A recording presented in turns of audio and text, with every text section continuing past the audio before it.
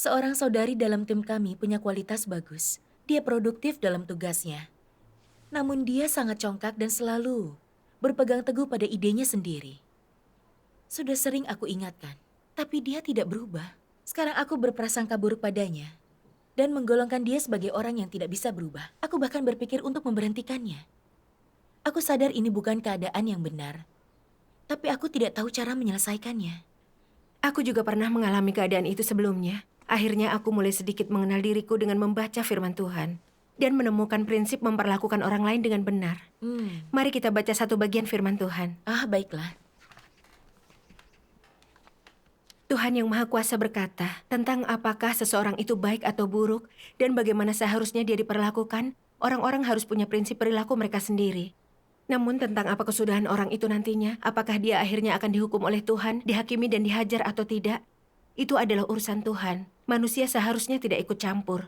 Tuhan tak akan mengizinkanmu untuk berinisiatif mewakili dirinya. Itu adalah urusan Tuhan. Selama Tuhan belum memutuskan kesudahan seperti apa yang akan dialami orang-orang semacam itu, belum mengusir mereka, dan belum menghukum mereka, dan mereka sedang diselamatkan, maka engkau harus membantu mereka dengan sabar karena kasih. Engkau tak boleh berharap untuk menentukan kesudahan mereka dan menggunakan cara-cara manusiawi untuk menindak keras atau menghukum mereka. Engkau boleh menangani dan memangkas mereka, atau engkau boleh membuka hatimu dan terlibat dalam persekutuan yang tulus untuk membantu mereka. Namun, jika engkau berpikir untuk menghukum, mengucilkan, dan menjebak orang-orang ini, engkau akan berada dalam masalah. Apakah melakukan hal itu sejalan dengan kebenaran? Pemikiran itu adalah akibat dari sifat pemarah dan dari iblis, dan berasal dari kebencian, kecemburuan, dan rasa jijik manusia. Perilaku seperti itu tidak sesuai dengan kebenaran. Hal ini akan mendatangkan hukuman kepadamu dan tidak sejalan dengan kehendak Tuhan. Amin. Amin. Beberapa tahun yang lalu, aku sedang bertugas sebagai pemimpin gereja. Di gereja, ada saudara bermarga Chen yang memiliki kualitas yang bagus, namun wataknya sangat congkak dan dia cenderung menindas orang lain. Aku mulai memendam prasangka buruk terhadapnya karena perilaku dia yang suka pamer. Suatu hari, saudara Chen menghampiriku dan berkata, dia ingin menyirami para petobat baru. Dia belum lama percaya kepada Tuhan dengan pemahaman kebenaran yang dangkal, jadi aku tolak. Melihatku tidak menyetujui, dia berkata, kualitasku bagus. Kenapa aku tidak boleh melakukan tugas penyiraman? Jika tidak kulakukan, itu akan menyia-nyiakan bakatku. Aku tidak suka mendengar perkataannya. Dan berpikir, kau pikir tugas penyiraman itu sangat mudah. Bisakah kau melakukan tugas ini dengan baik hanya dengan bakat dan kualitasmu tanpa memahami kebenaran? Jangan memuji diri sendiri. Aku menolak permintaan saudara Chen. Mengatakan kepada saudara-saudari lain betapa congkaknya dia. Dengan memberikan banyak contoh di mana dia menunjukkan kerusakan. Beberapa dari mereka sependapat denganku. 2 minggu kemudian, gereja membuat pengaturan agar dalam pertemuan mendatang kami bisa menonton video gereja serta membaca firman Tuhan yang Maha Kuasa. Semua film ini mempersekutukan kebenaran dan bersaksi tentang Tuhan. Jadi menontonnya bisa membantu kami memahami kebenaran. Di pertemuan berikutnya, saudara Chen berkata, ini rencana yang bagus. Beberapa pemimpin dan pekerja hanya menyampaikan hal-hal yang dangkal dalam pertemuan, jadi lebih baik menonton film. Aku mendapati tugasku sangat berat pada awalnya karena aku tidak memahami kebenaran. Namun kemudian aku berdoa dan membaca firman Tuhan lebih banyak. Dan video-video gereja ini juga telah banyak membantuku. Aku telah memahami sedikit kebenaran darinya. Sekarang aku cukup terampil dalam tugasku dan punya pemahaman dasar tentang prinsip-prinsip. Aku mencapai banyak hal dalam tugasku. Aku merasa persekutuan saudara Chen menjijikkan dan tidak bisa diterima. Dan kupikir, kau benar-benar mengambil kesempatan sekecil apapun untuk pamer ya? Kau sangat congkak. Kemudian kami menyiapkan beberapa masalah yang harus ditangani pada pertemuan kami berikutnya. Dan dia menyela untuk memonopoli 3 di antaranya.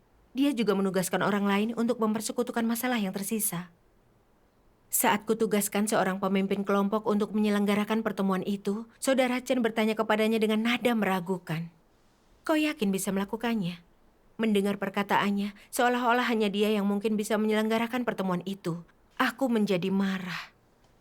Dan berpikir, kau sangat tidak masuk akal. Kau hanya pamer agar orang lain mengagumimu. Jika itu yang kau kejar, lupakan saja. Jadi, aku mengatur ulang semuanya dan tak mengizinkan dia menyelenggarakan pertemuan itu. Selama periode waktu itu, aku merasa benci kepada saudara Chen setiap kali teringat dengan perilakunya. Terutama tentang bagaimana aku telah mengingatkan perilaku congkaknya beberapa kali. dan dia tetap tidak berubah. Kurasa dia terlalu congkak, sehingga dia tidak kenal batas. Jadi kutetapkan dia sebagai orang yang tak bisa berubah, dan kuputuskan orang secongkak dia tak cocok untuk melakukan tugasnya. Kupikir aku harus menggantinya saja. Saat pertemuan berakhir, aku merenungkan keadaan dan perilaku sendiri dan merasa sedikit buruk. Aku merasa terlalu keras terhadap saudara Chen. Jadi aku berdoa kepada Tuhan. Ya Tuhan, aku tahu keadaanku salah. Tetapi aku tidak tahu apa masalahku atau prinsip kebenaran mana yang harus dimasuki. Kumohon cerahkan dan bimbinglah aku. Esok hari selama perenungan, aku membaca firman Tuhan ini. Berdasarkan prinsip yang manakah engkau harus memperlakukan anggota keluarga Tuhan? Perlakukan setiap saudara-saudari dengan adil. Bagaimana engkau memperlakukan mereka dengan adil?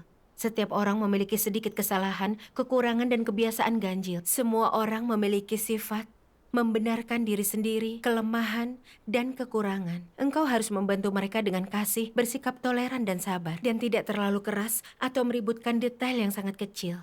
Kepada mereka yang masih muda atau sudah lama belum percaya kepada Tuhan, atau baru mulai melaksanakan tugas, dan memiliki permintaan khusus tertentu, jika engkau begitu saja berpegang pada hal-hal ini untuk menghadapi mereka, inilah yang disebut bersikap keras. Engkau mengabaikan kejahatan para pemimpin palsu dan antikristus, tetapi ketika melihat sedikit kekurangan pada saudara-saudarimu, engkau menolak membantu mereka. Sebaliknya malah meributkannya dan menghakimi tanpa sepengetahuan mereka. Dengan demikian, menyebabkan semakin banyak orang menentang, mengasingkan, dan mengucilkan mereka. Perilaku macam apa ini?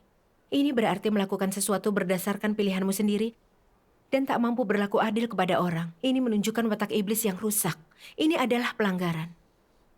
Ketika orang melakukan sesuatu, Tuhan mengamati. Apapun yang kau lakukan dan apapun yang kau pikirkan, Dia melihat. Amin. Firman Tuhan menunjukkan keadaanku dan aku merasa malu. Aku sadar bahwa kutangani saudara Chen dengan watakku yang rusak. Mengingat kembali saat aku bertemu dengannya, kulihat kecongkakannya sering dia singkapkan dalam kata-kata dan perbuatannya. Jadi aku merasa dia masih muda dan lancang dan tak mengenal dirinya. Saat sekilas dia disebut, aku hanya bisa memikirkan kesalahannya. Aku berpegang teguh pada pengungkapan kerusakannya, memutuskan bahwa dia luar biasa congkaknya. Dan orang seperti itu tak pernah bisa berubah. Aku tidak pernah bisa memperlakukannya dengan adil. Aku merasa menentang dan menolak pandangan apapun yang dia ungkapkan. Aku menghakimi dan meremehkan dia di depan orang lain, menyebarkan prasangkaku tentang dia. Dan membuat orang lain mengesampingkan dan mengasingkan dia. Aku bahkan ingin memberhentikan dia dari tugasnya. Bukankah aku sedang menggunakan kepemimpinanku untuk menindas dan menjatuhkannya? Aku menganggap pandangan dan kepercayaanku sebagai kebenaran, sebagai kriteria untuk menghakimi orang lain. Seolah-olah aku tahu semuanya tentang seseorang dan esensi terdalam mereka. Aku sangat congkak dan sombong. Aku dirusak sedemikian dalam oleh iblis, tanpa prinsip kebenaran dan mempunyai pandangan yang absurd selama ini. Tapi dengan seenaknya menghakimi dan mengutuk orang lain, aku sama sekali tak bernalar. Aku sama sekali tidak menghormati Tuhan. Aku telah memperlakukan saudara-saudari sesukaku dan hidup dalam natur iblis. Itu sangat memuakkan bagi Tuhan, sangat menjijikkan. Aku dipenuhi rasa bersalah dengan pemikiran itu. Setelah itu, aku mencari prinsip tentang bagaimana berlaku adil pada orang lain dalam firman Tuhan. Kutemukan 2 bagian firman Tuhan. Saudari, aku saja membacanya. Silahkan. Cara engkau harus memperlakukan orang lain ditunjukkan dengan jelas atau disiratkan dalam firman Tuhan. Sikap Tuhan dalam memperlakukan manusia merupakan sikap yang harus diikuti manusia. Bagaimana Tuhan memperlakukan masing-masing orang? Beberapa orang memiliki tingkat pertumbuhan yang belum dewasa, masih muda atau belum lama percaya kepada Tuhan. Tuhan dapat memandang mereka bukan sebagai orang yang buruk atau bernatur jahat. Hanya saja mereka kurang berpengetahuan atau kurang dalam kualitas, atau mereka banyak dicemari oleh masyarakat. Mereka belum masuk ke dalam realitas kebenaran, sehingga sulit bagi mereka untuk menahan diri dari melakukan beberapa hal yang bodoh. Namun dari sudut pandang Tuhan, persoalan itu tidak penting. Dia hanya melihat hati manusia. Jika mereka bertekad untuk masuk ke dalam realitas kebenaran, mereka menuju ke arah yang benar. Dan ini adalah tujuan mereka. Tuhan akan menjaga mereka, menunggu mereka, dan memberi mereka kesempatan yang memungkinkan mereka untuk masuk. Tuhan tidak langsung menjatuhkan mereka ataupun berpegang pada pelanggaran dan menolak melepaskannya. Dia tidak pernah memperlakukan manusia seperti ini. Dengan kata lain, jika orang saling memperlakukan dengan cara demikian, bukankah ini menunjukkan watak yang rusak? Inilah persisnya watak mereka yang rusak. Engkau harus melihat bagaimana Tuhan memperlakukan orang-orang bodoh, yang tingkat pertumbuhannya belum dewasa, memperlakukan perwujudan normal dari watak manusia yang rusak. Dan bagaimana dia memperlakukan mereka yang jahat. Tuhan punya banyak cara untuk memperlakukan orang-orang. Dan dia juga punya berbagai cara untuk mengelola keadaan orang yang berbeda-beda. Engkau harus memahami kebenaran dari hal-hal ini. Saat engkau memahami kebenaran ini, engkau akan tahu bagaimana menjalaninya. Engkau mungkin tak cocok dengan kepribadian seseorang dan tak menyukainya. Tetapi saat engkau bekerja sama dengannya, engkau tetap bersikap netral dan tak melampiaskan frustrasimu pada tugas dan kepentingan keluarga Tuhan atau mengorbankan tugas, melainkan melakukan segalanya berdasarkan prinsip. Dengan demikian, engkau memiliki rasa hormat kepada Tuhan. Jika engkau memiliki lebih banyak, saat engkau melihat seseorang memiliki kekurangan, bahkan jika dia telah menyinggungmu atau mengganggu kepentinganmu sendiri, engkau tetap memiliki hati yang rela untuk membantu. Seperti itu akan jauh lebih baik. Itu berarti engkau memiliki kemanusiaan, kenyataan kebenaran, dan rasa hormat kepada Tuhan. Amin. Firman Tuhan sangat jelas tentang prinsip dan jalan untuk memperlakukan orang dengan adil, serta sikapnya terhadap manusia. Sikapnya terhadap antikristus dan orang-orang jahat adalah sikap kebencian, kutukan, dan hukuman. Dan bagi mereka yang tingkat pertumbuhannya rendah, berkualitas buruk, dan yang memiliki berbagai watak rusak dan kesalahan, asalkan mereka sungguh percaya kepada Tuhan, ingin mengejar dan bisa menerima kebenaran. Sikap Tuhan adalah sikap kasih, belas kasihan, dan penyelamatan. Itu benar sekali. Kita paham bahwa Tuhan berprinsip dalam perlakuannya pada semua orang, dan Dia meminta agar kita berperilaku sesuai dengan prinsip kebenaran. Misalnya kita harus toleran dan memaafkan mereka yang sungguh percaya kepada Tuhan. Kita harus membantu karena kasih dan memberi mereka kesempatan untuk bertobat. Kita tidak boleh menjatuhkan orang lain hanya karena mereka mengungkapkan kerusakan. Itu bukan kehendak Tuhan. Iya benar. Ambil contoh saudara Chen. Dia berkualitas bagus dan bertanggung jawab dalam tugasnya. Dia juga bersedia bersusah payah mengejar kebenaran. Dia orang percaya baru, dia congkak, dan pengalamannya masih sedikit. Aku seharusnya memperlakukan dia dengan adil sesuai prinsip kebenaran dan mempersekutukan kebenaran dengan penuh kasih untuk membantunya. Aku bukan hanya tidak membantunya, menolak melihat kelebihan dan sisi baiknya, bahkan menghakimi, menolak dan ingin dia pergi saat melihat kekurangannya. Aku punya natur yang sangat jahat. Aku merenungkan tentang keberadaanku sebagai seorang pemimpin. Aku selalu merasa lebih baik dari orang lain. Aku ingin menjadi penentu keputusan, melakukan apapun semauku, dan tidak mendengarkan pendapat orang lain. Akibatnya, aku melakukan sesuatu yang mengganggu pekerjaan gereja. Namun Tuhan tidak menyingkirkanku, melainkan menggunakan firman-Nya untuk menghakimi, mendisiplinkan, dan menanganiku, agar aku merenungkan diriku sendiri, memberiku kesempatan untuk bertobat dan berubah. Aku menyadari Tuhan tak pernah menyerah atau menyingkirkan kita hanya karena mengungkapkan sedikit kerusakan, tapi melakukan semampu Dia untuk menyelamatkan kita. Tuhan memiliki hati yang sangat baik. Itu benar sekali. Iya, itu benar. Lalu, mengingat perilakuku dan bagaimana aku memperlakukan saudara Chen, membuatku merasa sangat malu, ingin rasanya ditelan bumi saja. Kemudian, aku membaca firman Tuhan ini. Tentang apakah seseorang itu baik atau buruk dan bagaimana seharusnya diperlakukan, orang harus memiliki prinsip perilaku sendiri. Namun tentang apa kesudahan orang itu nantinya, apakah dia akhirnya akan dihukum, dihakimi, dan dihajar oleh Tuhan atau tidak, itu adalah urusan Tuhan. Manusia seharusnya tidak ikut campur. Tuhan tidak akan mengizinkanmu untuk mewakili dirinya. Cara memperlakukan orang itu adalah urusan Tuhan. Selama Tuhan belum memutuskan kesudahan seperti apa nantinya, belum mengusir mereka, dan belum menghukum mereka, dan mereka sedang diselamatkan, maka engkau harus membantu mereka dengan sabar karena kasih.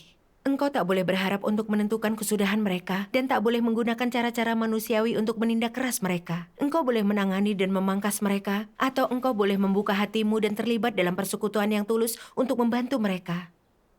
Namun, jika engkau berpikir untuk menghukum, mengucilkan, dan menjebak mereka, engkau akan berada dalam masalah. Apakah hal itu sejalan dengan kebenaran?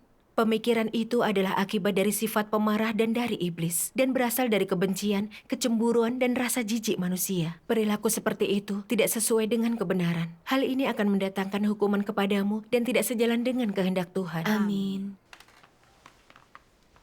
Firman Tuhan menunjukkan bahwa aku harus berprinsip dalam memperlakukan orang lain. Aku tak boleh sembarangan menggolongkan orang lain menggunakan gagasan dan imajinasiku. atau berfokus pada pelanggaran mereka lalu mengutuk mereka. Namun harus kuperlakukan mereka atas natur dan esensi mereka dan membantu mereka secara nyata berdasarkan apa keadaan dan kesalahannya. Tergantung pada keadaan orang lain, orang yang memiliki realitas kebenaran tahu kapan harus bersabar dan membantu, kapan harus memangkas dan menangani mereka dengan keras, dan kapan harus menegur mereka. Mereka selalu bertindak dengan benar dan berprinsip. Mereka tidak pernah membatasi orang dengan sembarangan, atau memperlakukan saudara-saudari yang menyingkapkan kerusakan sebagai musuh. Namun, bagaimana aku telah memperlakukan saudara Chen? Saat aku melihat dia menyingkapkan watak yang congkak, aku hanya mengingatkannya sebentar. Dan saat itu tidak berhasil, aku menolak, menghakimi dan mengutuknya. Dan bicara tentang dia di belakangnya. Aku tidak punya toleransi atau kesabaran. Itu sama sekali tidak membantunya dengan hati yang penuh kasih. Kemudian, aku berdoa dan bertobat kepada Tuhan, ingin menerapkan prinsip kebenaran dan membantu saudara Chen dengan penuh kasih. Syukur kepada Tuhan. Jadi, kudatangi saudara Chen dan mempersekutukan beberapa bagian firman Tuhan dengannya dan menunjukkan kesalahannya. Dia mulai memahami watak congkaknya sendiri dan menyadari bahayanya jika dibiarkan tidak terselesaikan. Dia mengatakan persekutuan dan peringatanku sangat membantu. Dan dia ingin merenungkan dirinya sendiri dan mencari kebenaran untuk menyelesaikan wataknya yang rusak. Iya, Syukur kepada Tuhan. Aku sangat terharu mendengarnya mengatakan ini. Tapi aku juga merasa buruk. Dia bukannya tidak mampu berubah seperti yang kubayangkan. Akulah yang tidak melakukan tugasku dengan baik. Aku belum sungguh mencoba membantunya dengan hati yang penuh kasih. Aku begitu congkak dan tanpa kemanusiaan. Kemudian dalam sebuah pertemuan, aku mendengar saudara yang diutus dari atas menyampaikan khotbah ini. Semua manusia yang rusak memiliki watak yang congkak. Bahkan mereka yang mencintai kebenaran dan mengejar untuk disempurnakan memiliki watak congkak dan benar sendiri. Meskipun ini tak memengaruhi kemampuan untuk memperoleh penyelamatan dan disempurnakan. Asalkan orang mampu menerima kebenaran dan menerima pemangkasan dan penanganan, dan sepenuhnya tunduk pada kebenaran apapun kondisinya, maka mereka sepenuhnya mampu memperoleh penyelamatan dan disempurnakan.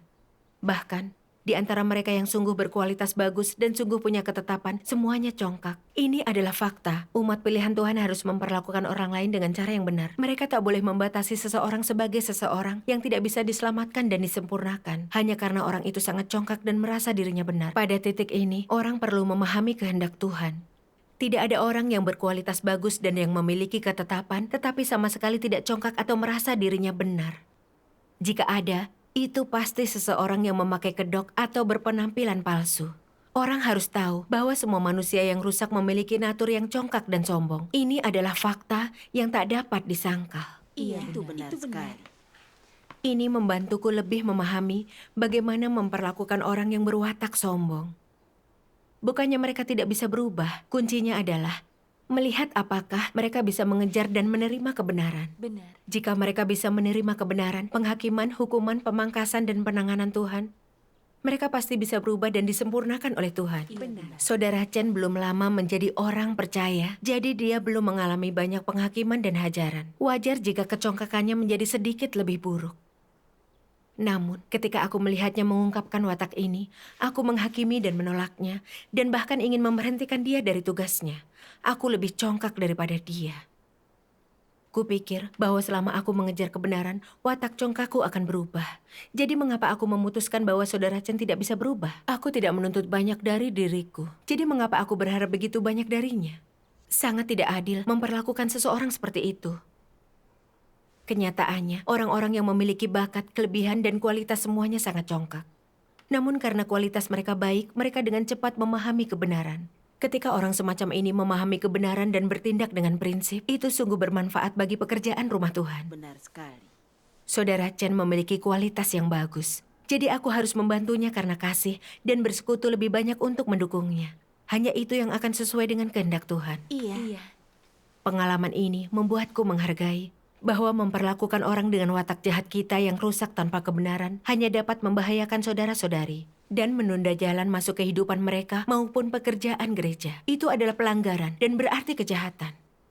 Aku melihat pentingnya memperlakukan orang lain sesuai dengan prinsip kebenaran. Aku memperoleh sedikit pemahaman ini berkat bimbingan firman Tuhan. Puji kepada Tuhan. Syukur kepada Tuhan, persekutuanmu telah memberiku jalan. Sekarang aku tahu cara memperlakukannya dalam timku. Syukur kepada Tuhan. Syukur kepada Tuhan.